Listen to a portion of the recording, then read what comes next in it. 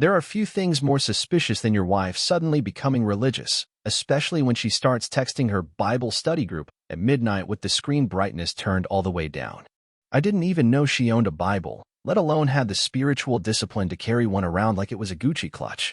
But there it was on the kitchen table, open to Proverbs, right next to a crumpled receipt for a Motel 6 and a bottle of Victoria's Secret body spray that had been discontinued 3 years ago. I guess even Jesus couldn't save her from bad decisions. It started one Thursday evening, quiet and cold, with that eerie domestic silence that clings to the walls when something rotten is brewing just out of sight. I'd just gotten back from a late meeting, real estate clients who couldn't make up their damn minds about buying a house they couldn't afford, and all I wanted was leftover lasagna and 5 minutes of peace. The house smelled off, not like food, not even like her usual candles, but like perfume. Too strong. Too recent. The lights in the living room were dimmed exactly how she liked them when she had migraines, except she wasn't there clutching her forehead and whining like she usually did. I found her in the bathroom, freshly showered, her hair still damp, applying makeup with the kind of urgency people usually reserve for job interviews or hiding crime scenes. Girls' night, she said before I even asked, like her alibi had already been rehearsed. She didn't even look at me.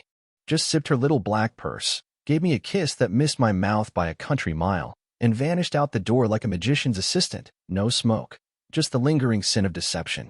But it wasn't the perfume or the rushed kiss that set the wheels in motion, it was the towel. A thick, black towel with a faint blue monogram, HR. We didn't own monogram towels. And we sure as hell didn't know anyone with those initials. I picked it up, damp and warm like it had just come off someone else's back. Someone who wasn't me. It was the kind of detail most men would miss.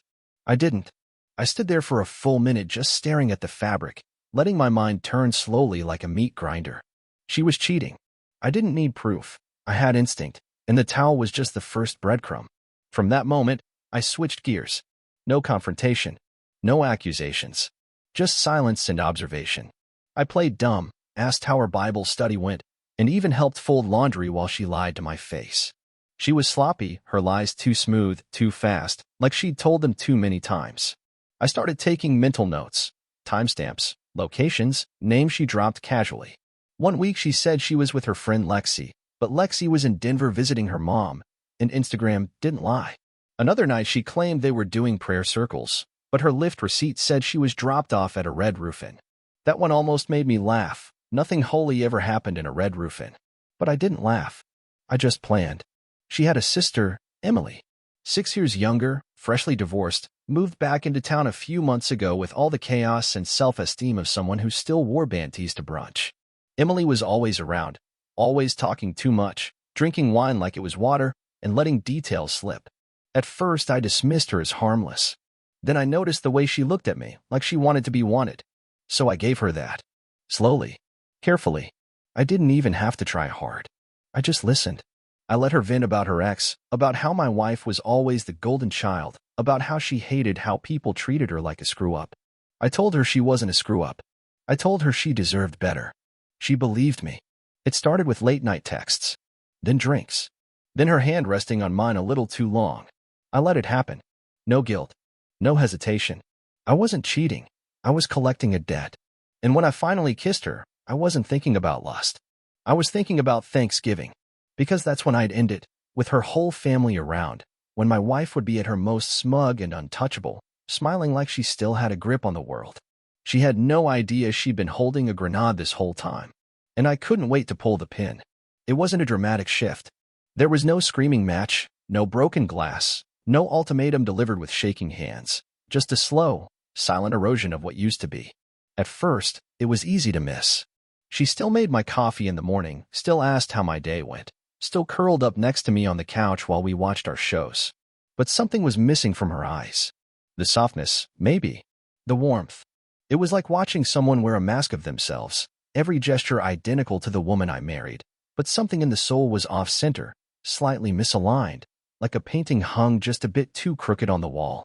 I told myself she was just tired. Work was stressful. She had that new manager she didn't like. But then she started going to the gym.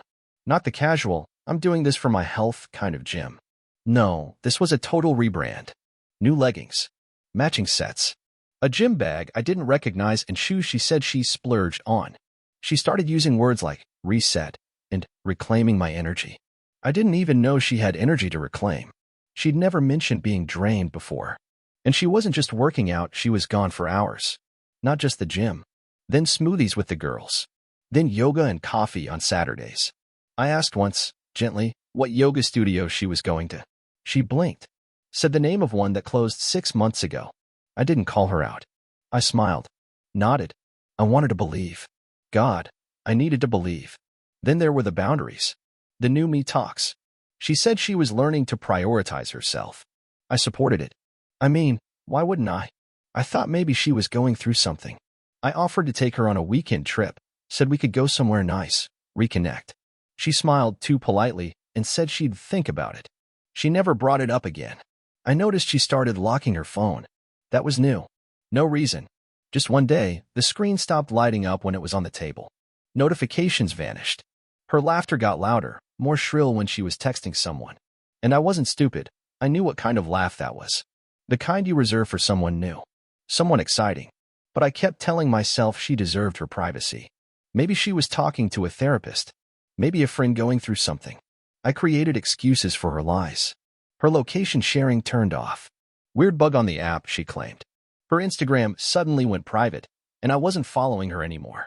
She said it was a mistake. Said she hit the wrong button. Social media is toxic anyway, she mumbled, already scrolling with a grin glued to her face. Her car started smelling different, peppermint and cheap cologne. I found a gas station receipt from a place 20 miles out of town. A half-empty water bottle in the back seat that wasn't the brand she usually drank. Her playlist changed. Fast, thumping stuff that never played in our house. She hummed while cooking now, but it wasn't for me. I was background noise. I watched her eyes light up at texts, then go blank when I spoke. She started saying things like, I need more space to grow, and I feel like I'm losing myself in this routine. I told her we could change things together. She gave me a smile that felt like a farewell note. Then there were the purchases. Not big at first, just new clothes, some books about female empowerment, a ring I hadn't seen before that she insisted she'd always had. One day a delivery came. A sleek black box. She opened it quickly and shoved it in the closet. When I peeked later, it was a red dress, backless, dangerously short. She had nowhere to wear something like that. At least not with me. But still, I said nothing. I cooked dinner. I cleaned up. I brought her tea at night. I told myself this was just a phase, that if I held on long enough, she'd come back to me. That the woman I loved was still in there somewhere, buried beneath all the glitter and gaslighting. But deep down, I knew. I knew the truth before the towel, before the gym bag, before the disappearing smile. I saw it in the way she avoided my eyes when she said, I love you, like the words were too heavy to hold anymore. I heard it in the silence between us, the kind that doesn't scream or beg, but just hangs there, cold and absolute. Our house was still warm, the lights still turned on, the sheets still clean. But the home, the us, was gone. All that remained was a performance. And I was just another member of the audience, clapping politely, pretending I didn't see the cracks spreading across the stage. It was a Wednesday, nothing special, just one of those gray midweek days that drags on like a bad song you can't skip. I'd gotten home early, around 4:30, which was rare, but a client canceled last minute, and I figured I'd surprise her. Maybe cook something, crack a bottle of wine, pretend everything was still fine. I walked in quietly, not on purpose, just out of habit. The house was dead silent, save for the faint hum of the bathroom fan upstairs. That struck me first. She never used that fan. Said it was too loud. But there it was, whirring away like a secret trying to suffocate itself. Her car was in the driveway. Her gym bag still by the door. No music. No TV. Just that fan. I didn't call out her name. I moved slowly, like a man approaching the edge of a cliff he didn't know was there. I climbed the stairs without a sound, each creak of the wood beneath me slicing through the quiet like a knife. I reached the bedroom, the door cracked just enough to see in. The bed was made. The window opened slightly, letting in the chill. Nothing seemed off. Then I heard her voice. Soft. Laughing. Not the kind of laugh you give your husband when he makes a bad joke. This one was flirty, breathy, intimate. I froze. The voice wasn't directed at me. It was coming from the bathroom. The door was shut, the light glowing beneath it. But I could hear her clearly now, murmuring things I couldn't quite make out, followed by another laugh that made my skin tighten. And then came the words that changed everything. No, he's still at work. You're safe. I didn't breathe. I didn't blink. I didn't feel anything, at least not immediately. It was like the world paused for a moment just to let those words sink in. You're safe. Not I miss you. Not I want you. Just that. An acknowledgement that the person she was talking to didn't have to worry about being caught because I was supposed to be elsewhere. I took a step back. Not in fear. Not in pain. Just clarity. Everything unraveled in a split second. Every missing hour. Every lie. Every fake smile. Every girl's night and need some me time excuse. I wasn't paranoid. I wasn't insecure. I was right. And not just right, underestimated. She was so comfortable, so confident in her deception, that she didn't even flinch locking the bathroom door behind her to take a call from her lover while I was supposed to be out earning money to fund her lifestyle. I stood there for another moment, not out of shock, but calculation. My pulse slowed. My breath evened out. I realized then that this wasn't the moment I'd break down. This was the moment I'd break free. No screaming. No accusations. No tears. I simply turned and walked back down the stairs, picked up my keys, and left. Not because I was afraid of confrontation, but because revenge required something more than rage. It required precision. She thought she'd played me, thought she was clever with her half-truths and gym selfies. But now, I had certainty. No more suspicion. No more guesswork. She gave me the truth, wrapped in laughter and whispered promises through a locked door. I drove for hours that night, nowhere in particular, just letting the calm settle in my bones like frost. The kind of cold that doesn't hurt, it hardens. I didn't feel betrayed. I felt focused. I started running the numbers in my head, recalling every conversation, every inconsistency, every person she'd name-dropped over the last few months. I wasn't piecing together a puzzle. I was building a weapon. She wanted excitement, thrills, danger. She was about to learn what danger really felt like. I went home around midnight. She was already asleep, her phone on silent, face down on the nightstand like always. I didn't touch it. I didn't need to. I knew enough.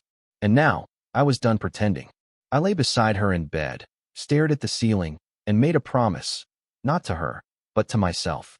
I would end this. Not with fire. Not with noise. But with silence and strategy. She wouldn't even see it coming. I would destroy her with a smile. And when it was over, when she finally understood the cost of her choices, I wouldn't say a word. I'd just watch the mask fall from her face and let her drown in the silence she'd left me with. I became a ghost in my own house. Not absent, just invisible in all the right ways. I spoke when necessary, smiled at the right moments, nodded at her half-baked stories with just enough belief to keep her feeling safe. I didn't press. I didn't accuse. I knew that to catch a liar, you had to let them feel like they were winning. So I let her talk.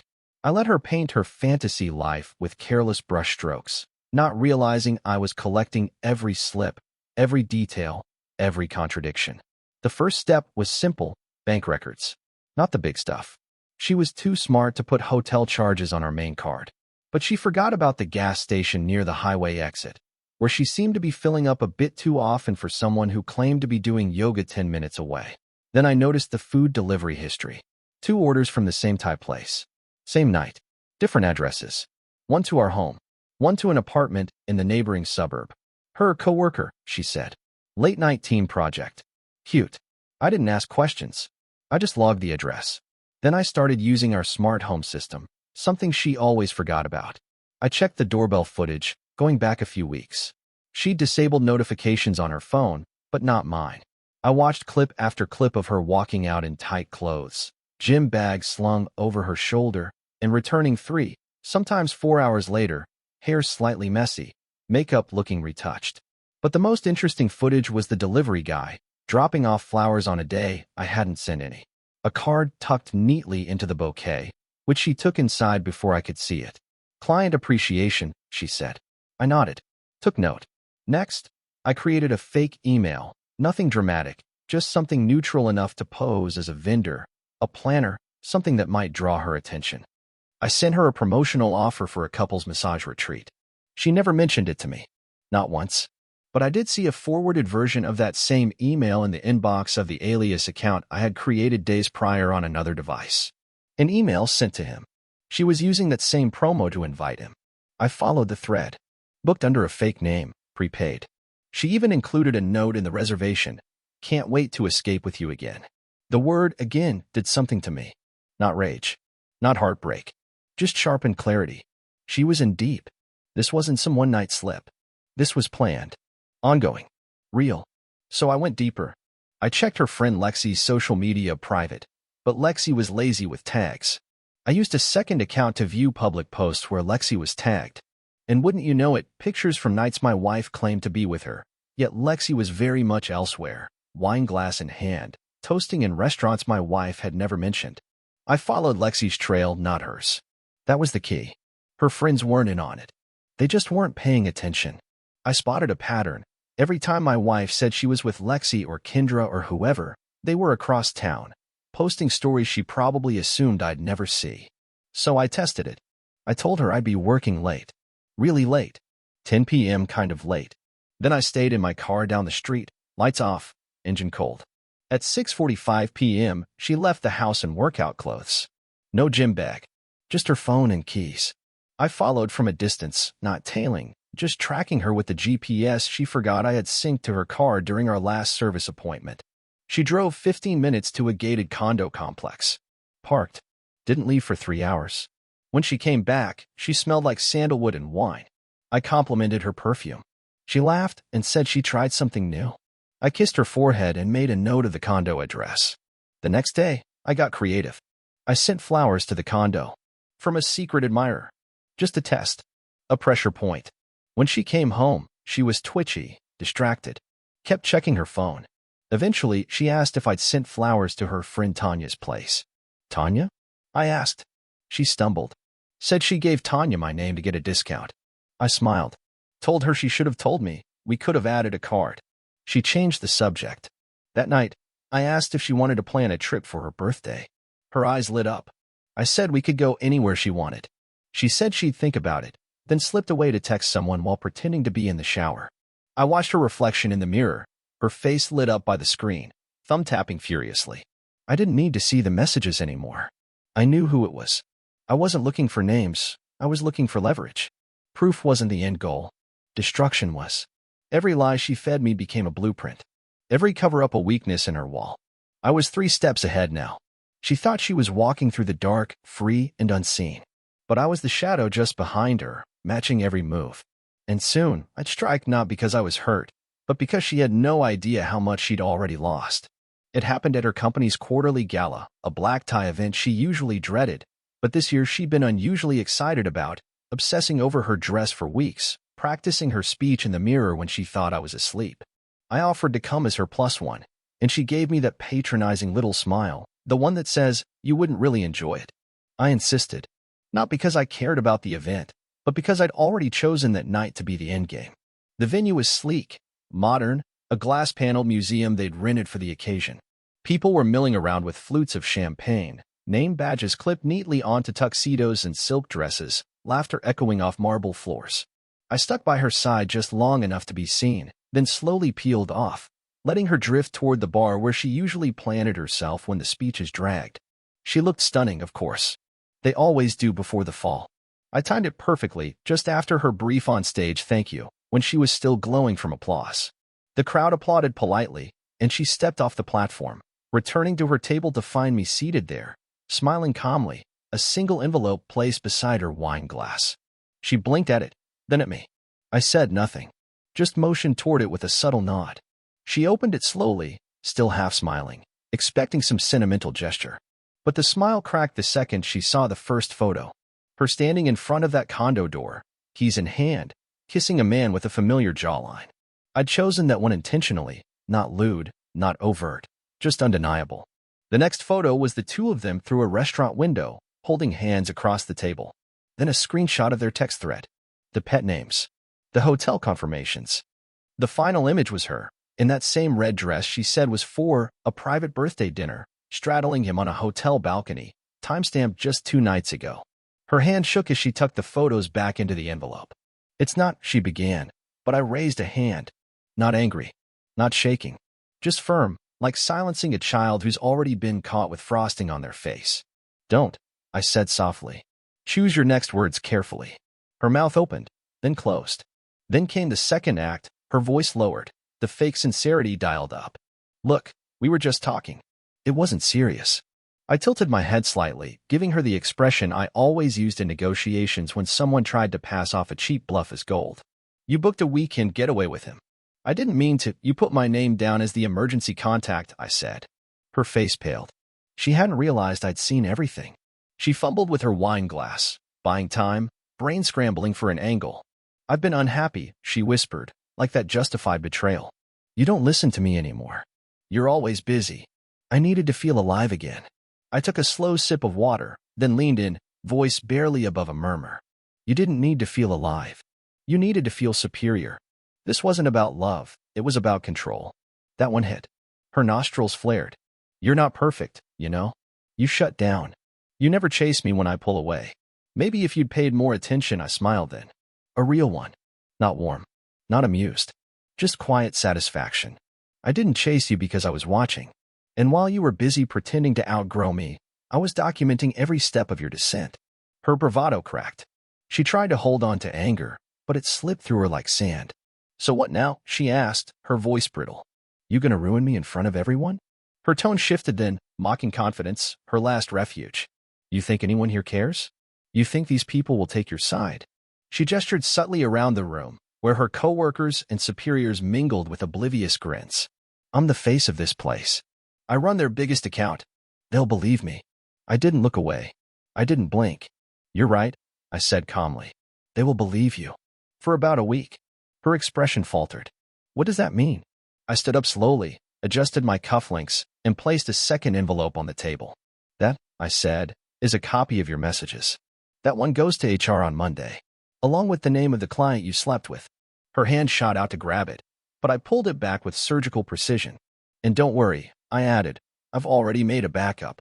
3, actually. Her face twisted, not in rage, not yet, but fear. Raw, rising, unstoppable. You don't have to do this, she said, her voice suddenly soft, almost pleading. We can fix this. I leaned in one final time. No, you broke this. I'm just handing you the pieces. And then I sat back down, slowly, letting the silence stretch between us like a noose tightening. The gala lights sparkled, laughter still rippled around us. Waiters poured more champagne, and yet at our table, time stopped. Her mask was gone. My expression was unreadable, and neither of us moved. Not yet. She followed me out of the gala like a ghost chasing its own death, heels clacking too fast against the polished floor, her voice rising in panicked half-whispers, half-snarls. You're not even going to talk to me, she snapped, grabbing my arm. I stopped, turned slowly, and looked at her hand like it was a piece of rotten fruit before she dropped it. That's it. You're just going to sit there and judge me like some perfect saint. Her tone cracked with something between rage and desperation. You don't even know what it's been like living with you. You smothered me, she said, voice climbing with every syllable. You acted like just being there was enough. But it wasn't. You were boring. Predictable.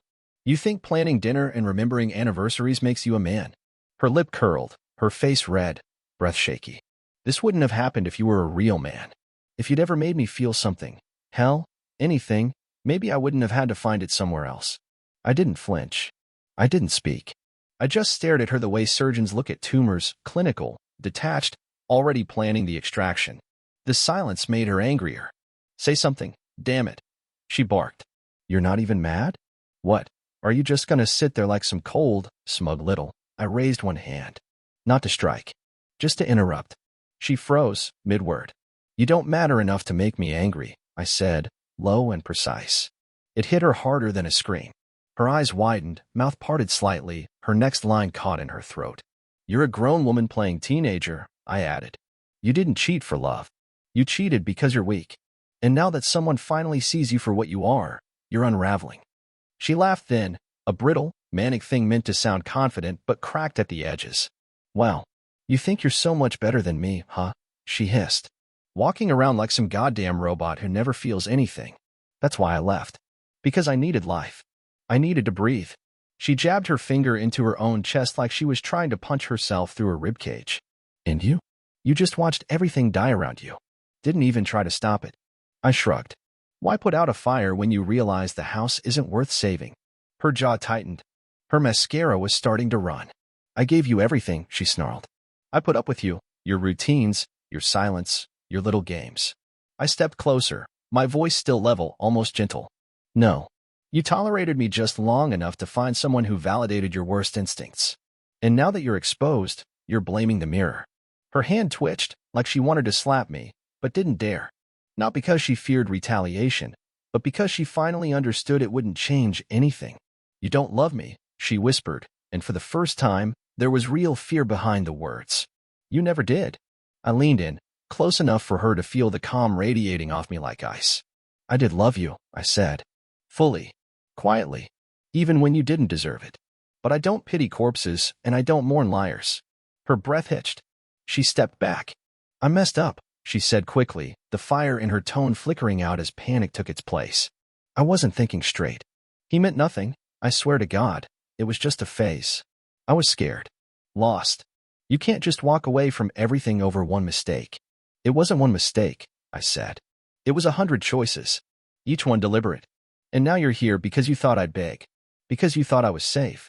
She blinked fast, as if trying to hold back tears she hadn't earned. So what now? You just throw away our life? Over some photos? I smiled, the kind of smile you give a child who still thinks monsters hide under the bed. Our life ended when you decided to have 2 of them. She opened her mouth, then closed it. She tried again, but nothing came out.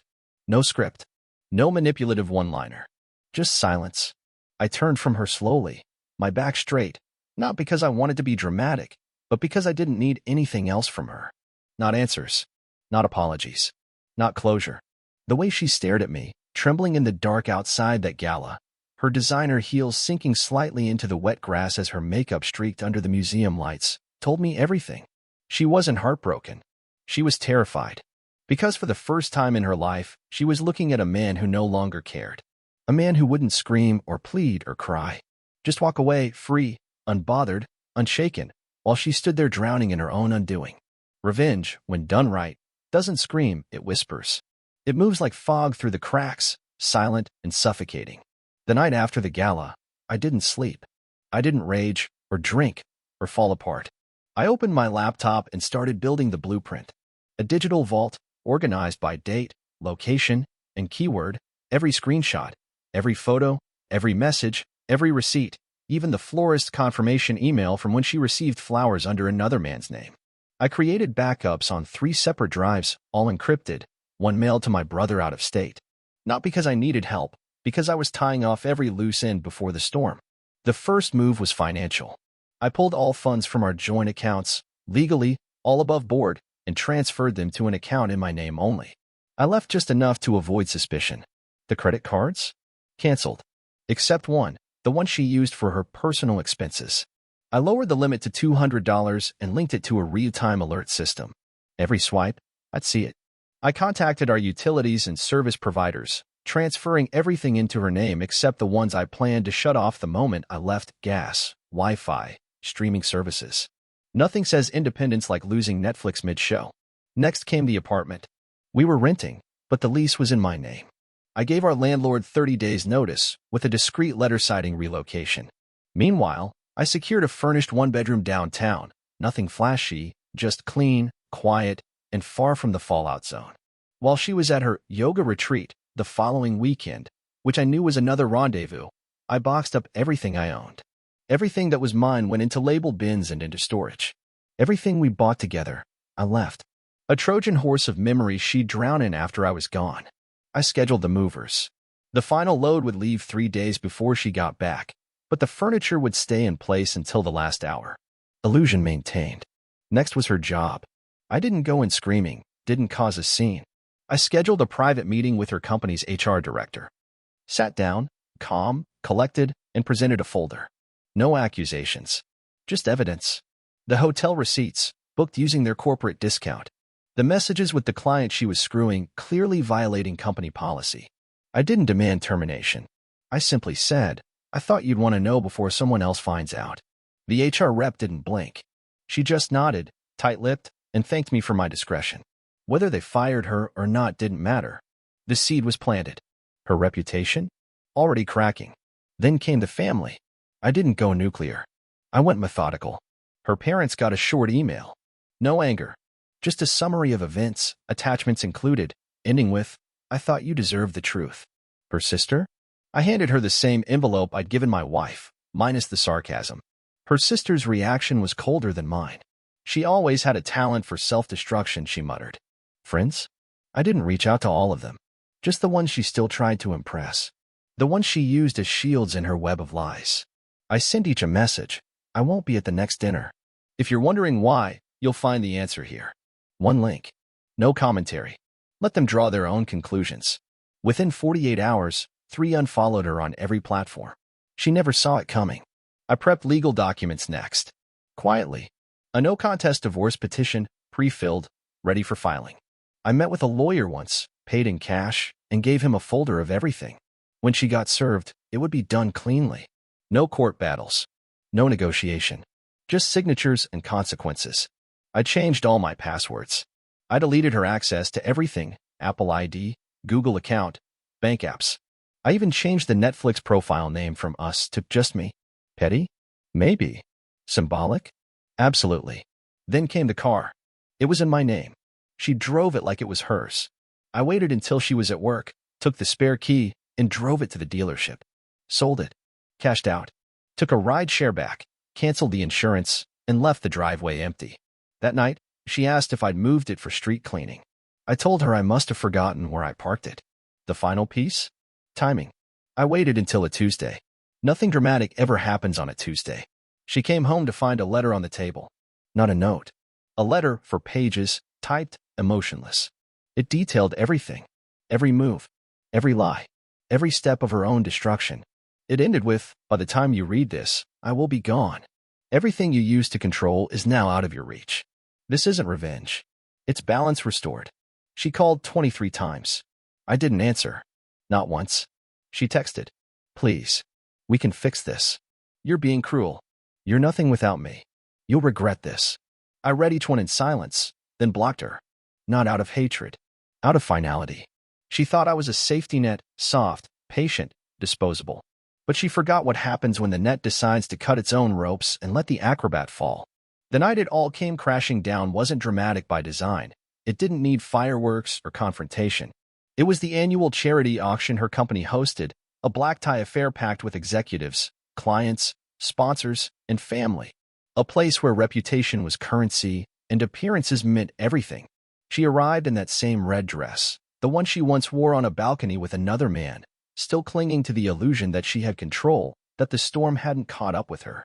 She greeted guests with air kisses, posed for photos, flashed that polished smile she used like armor. But I'd been there for 30 minutes already, seated near the center, surrounded by people she hadn't yet noticed had gone cold. The first sign came when her boss approached me, not her, shook my hand, and whispered, "We've had some internal conversations. Thank you for the discretion." Her face twitched when she saw it, just the corner of her mouth, pulling downward for half a second before snapping back up.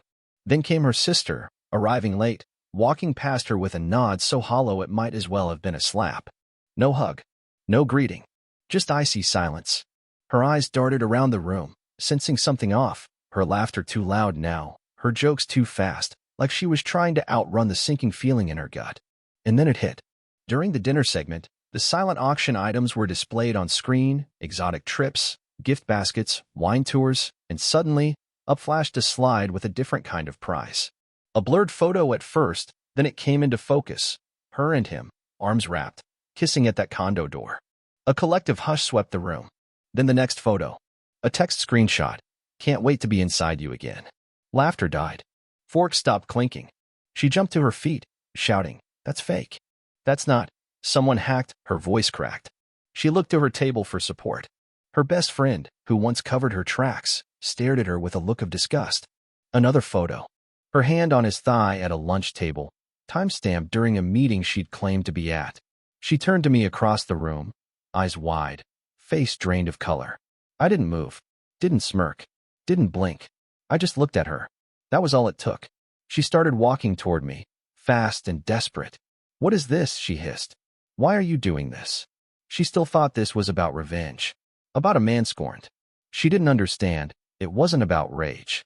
It was about truth. About weight. About showing her the mirror she'd avoided for so long. "We can fix this," she pleaded, voice shaking. "This doesn't have to go public. Think about what you're doing. I didn't reply. I let the silence hum like electricity. Behind her, whispers spread like fire. Executives murmuring, clients raising eyebrows, some even standing to leave. Her boss, once her biggest champion, turned away without a word. The final blow came minutes later when her phone buzzed, and she checked it in a panic. I knew exactly what it was. Her lover had been sent the same file I gave HR. His response? One word, printed on the screen in front of her, blocked. Her hands started to tremble. She stepped back, heels faltering, eyes scanning for a lifeline that wasn't there. This is slander, she barked to no one, waving her arms, trying to grab control back from a crowd already too far gone. It's all lies. You don't know what he's done to me. But no one responded. No one cared. They'd seen the proof. They'd heard the truth. Her voice rose, grew shrill, shrieking about betrayal, about manipulation, about how she was the victim. She pointed at me, screamed my name, cursed, demanded I explain why I was doing this in public. Still, I said nothing. I watched her spiral like a dying star, unraveling in real time, her carefully curated image burning away until all that remained was the truth. She dropped her clutch. The contents spilled, makeup, gum, her phone. She crouched to gather it, hands shaking, breathing ragged. She tried to stand but stumbled, catching herself on a table. A few guests moved to help her, then stopped themselves. Pity no longer applied. Her tears started then, not the kind meant for sympathy, but the ones that come when a person realizes they've lost the game they thought they were winning. She turned to me again, mascara streaking down her cheeks, voice hoarse. Please, she whispered. Please, don't do this. I stayed seated, calm, straight-backed. I didn't gloat. I didn't mock. I simply existed. And in that existence, I became her judge, jury, and the ghost of every decision she ever made. She saw it in my eyes. You don't matter anymore. And that realization, that quiet acknowledgement that I would never lift another finger for her again, hit harder than any word I could have said. The room was silent now. The auction continued, but no one watched. They were too busy witnessing the fall of a woman who thought the world owed her forgiveness just because she cried. And I stayed, unmoved, watching her sink beneath the weight of her own collapse. It happened at her parents' house, an uncomfortable family dinner thrown under the pretense of talking things through, though everyone at the table already knew what it was really about. Her father barely looked at her. Her mother couldn't stop wringing her hands, and I sat in silence, waiting. She arrived late, of course, pretending it was traffic, wearing a smile so fake it barely held together under the weight of the tension in the room. Her sister was already there, arms crossed, refusing to make eye contact. My brother sat beside me, silent as a shadow, but ready to step in if things got physical, which, by the look in her eyes, wasn't off the table. We made it through 5 minutes of forced small talk before she exploded. Are we seriously going to sit here and pretend like he didn't just try to destroy my life? She shouted, jabbing her finger toward me like she was the victim, not the traitor. He humiliated me in front of my entire company, my friends. What kind of man does that? Gasps flickered around the room. Her mother whispered, Sweetheart, maybe now's not. But she cut her off with a snap of her head. No, they all need to hear it. He stalked me. He hacked into my accounts. He turned my friends against me. He's been playing some sick little game. This isn't love. This is obsession. My brother's knuckles whitened on the table, but I raised a hand to keep him still. I stood up slowly, letting the silence settle. Obsession? I repeated. No. Obsession would have meant begging you to stay. I didn't beg. I exposed. She let out a short, high laugh, a sound sharp enough to cut glass. You call that exposure? You humiliated me in front of my coworkers. You sent pictures of me, private pictures, to people I trusted. No, I said, voice rising now. I sent evidence. There's a difference. Evidence that while you were smiling in my face and sleeping in my bed, you were letting someone else undress you on business trips we both paid for. Evidence that every time you said, I love you, you were calculating how many lies you could stack before it all collapsed. Her sister winced. Her mother whispered, God, but I didn't stop. Let's talk about obsession, since you brought it up. Was it obsession when you texted him in the bathroom during our anniversary dinner? Was it obsession when you bought lingerie and billed it to our joint account? Or was that just you finding yourself, as you like to call it? She slammed her hands on the table. You don't know what it was like living with you. You were cold, distant, always in your own head. I needed someone who made me feel alive. Alive. I stepped forward. Alive is what you feel when you're not constantly lying to everyone around you. You didn't need life. You needed applause. And when you stopped getting it from me, you went looking for it in the arms of a man too stupid to realize you'd chew him up and spit him out like the rest. Just then, as if summoned by fate, her affair partner walked in. She hadn't told him the family would be here. He froze in the doorway, wide-eyed, looking like a deer in traffic. "Oh," I said, smiling coldly. Perfect timing. Her eyes widened in panic. "Wait, what are you doing here?" she asked him, voice suddenly shaking. "You weren't supposed to come tonight. You invited him?" Her father finally spoke, his voice rough like gravel. "To this table? After everything you've done?" The boyfriend stammered something about not knowing, about how she said it was a private thing. My brother stood up slowly. The guy turned pale. "You should leave," I told him calmly. "You're not the main act here." He practically ran out the door. Her face flushed crimson. "You see?" she screamed, pointing again. "This is what he does. He manipulates everyone. He trapped me." "I didn't trap you," I said, stepping closer. I let you lie. I let you cheat. I let you bury yourself so deep in your own filth that the only person who could pull you out was the one who stopped caring." She tried again, softer now, desperate. "You were supposed to fight for me." "No," I said, low and final. "I was supposed to fight for us. But you killed us. Slowly. Quietly. While I was still trying to save the corpse." Her mother cried. Her father stood up and left the room. Her sister just shook her head in disgust. My voice cut through the air one last time. "You think this is rock bottom? It's not. It's the first step of your fall. And when you finally hit the ground, I won't be there to catch you." She stood there, chest heaving, makeup ruined, surrounded by the people who used to believe her, all now seeing her naked for what she really was, selfish, venomous, and utterly alone. I turned, nodded once to my brother, and walked out the door. Not a single person tried to stop me. She lost the job within a week. Officially, it was a breach of ethics. But everyone in the building knew what it really was: public disgrace in heels. The HR department didn't even need to conduct an investigation. The evidence was too detailed, too organized, and too damning to ignore. Clients started pulling contracts, embarrassed to be associated with her name. Her so-called inner circle evaporated like spilled perfume, her phone calls ignored, her group chats silent, her social media drained of likes and comments until even the echo chamber turned its back on her. Her once pristine image, the one she cultivated so carefully with brunch selfies and filtered captions about growth, was reduced to a meme passed between ex-coworkers and college friends who now saw through the glitter to the rot underneath. The man she risked everything for? He vanished like a magician's trick, ghosted her as soon as her name stopped opening doors and started closing them. He blocked her number, deleted their messages, unfollowed her from every platform, and when someone asked if he still spoke to her, he replied, "Who?" Her parents wouldn't speak to her. Her sister changed the locks after she showed up drunk one night trying to crash on her couch. She moved 3 hours north to some small, forgettable town with a rented room above a nail salon and a job folding overpriced yoga pants in a boutique that didn't ask too many questions. She tried to reach me 3 times, once through a letter I never opened, once through a mutual friend who didn't stay mutual for long, and once in person, when she showed up outside my apartment unannounced, pale, thinner, wearing a hoodie that used to be mine and carrying that look, the look of someone who finally realized they burned their lifeboat to impress the iceberg. I didn't invite her in. I didn't even step out the door.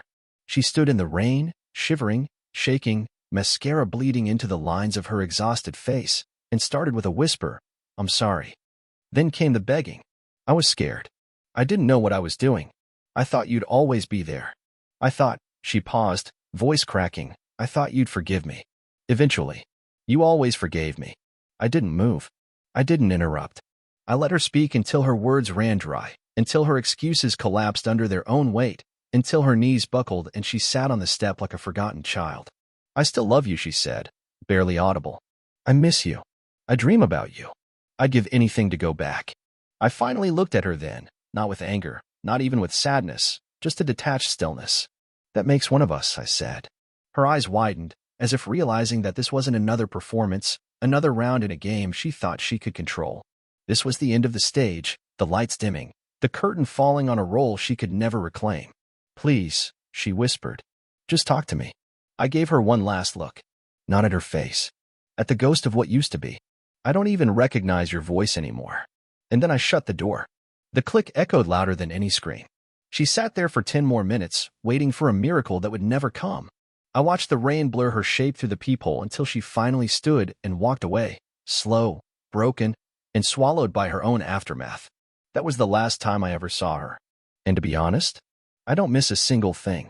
To everyone listening, thanks for sticking with me through this story. Where are you from? Did you enjoy the ride? Let me know, because every scar has a story, and some of them deserve to be told out loud.